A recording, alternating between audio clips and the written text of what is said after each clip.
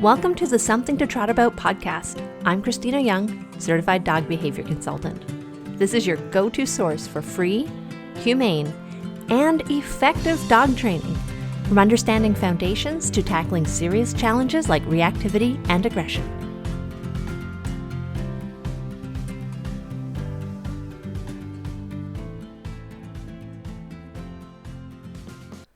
Welcome. I had a question earlier about which episodes are specifically for puppy foundations. Those are episodes 25 through 34. Now, they are good foundations for any dog, but they are specifically important for puppies. They're where I focus my attention when I bring a puppy home or when I'm working with a puppy out in the world. If you're wondering how to work with me, I offer deep dives on a regular basis. We are just a little bit into our current one, having lots of fun learning skills there for leash reactivity. I also have an upcoming quick course on healing. So how to heal our dogs past distractions. This is good for puppies, for dogs who struggle with leash manners, and also super important for our dogs with leash reactivity. Often, if you and I are working together on leash reactivity, we just don't have the time for us to do all the things in our 1-hour lesson. This is a great way to fine-tune those skills, so it will be easier for you to heal your dog past something that might be too hard for their current training level. And of course, I offer private lessons. You can check all that out on my website, www.positive.dog, or of course, send me an email or a DM. Now, on to the fun stuff. If you've seen Jurassic Park, and there's a scene where the kids are hiding in the lab, and this dinosaur, I don't know, I'm going to call it a velociraptor. I'm probably really wrong on that, but this dinosaur is stalking them and it's looking for them and the kids are hiding and it's super, super scary.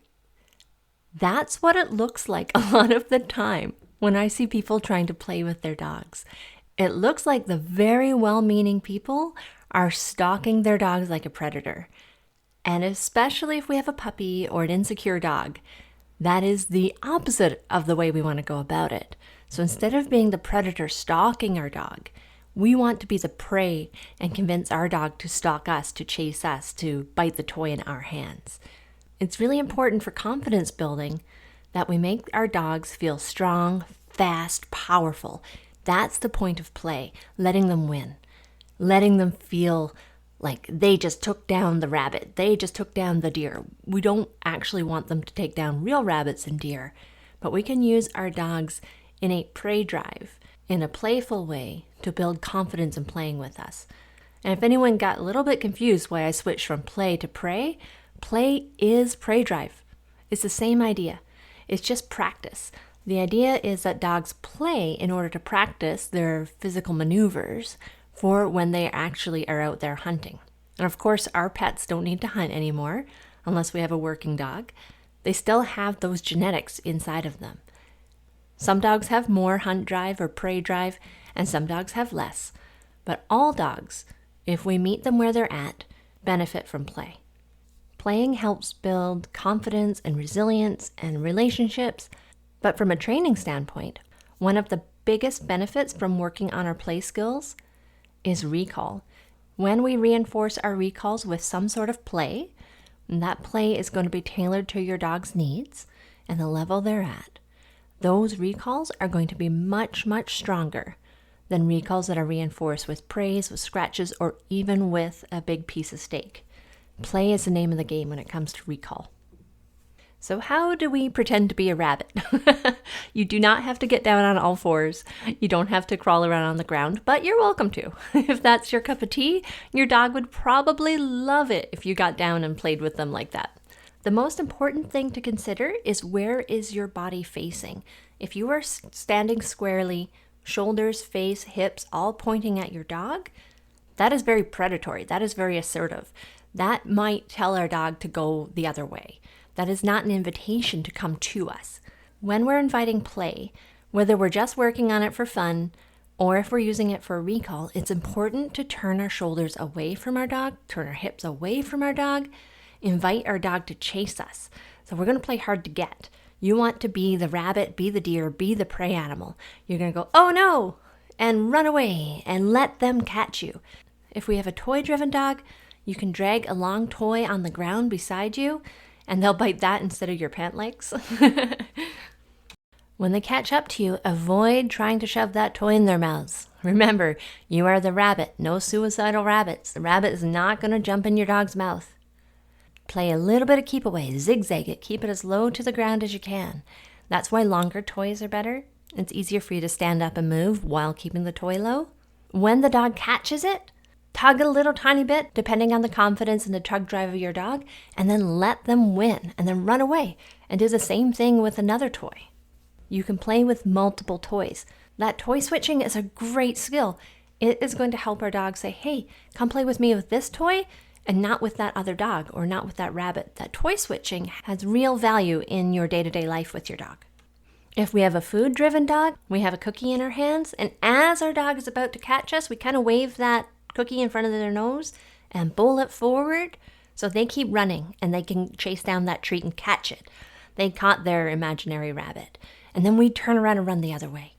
If we're playing in a smaller space, maybe we don't have the room or the energy to run around, playing with their dog can look like a little play bow in their direction and then run away. It should look kind of flirty. We're inviting our dogs to come get us. For a lot of dogs, I play with them like I might play with a kitten. Like I slowly put my fingers out and touch their foot and then run away. And invite them to follow me with my shoulders pointing the other way. Or I crouch down like I'm going to do a play bow. I'm actually doing it. You can't see me. But that body language makes sense to dogs. They understand invitations to play. If you have a shy dog, these play overtures should be very tentative, very flirty, and very obviously invitations. Let our dogs know that they have the choice to opt out.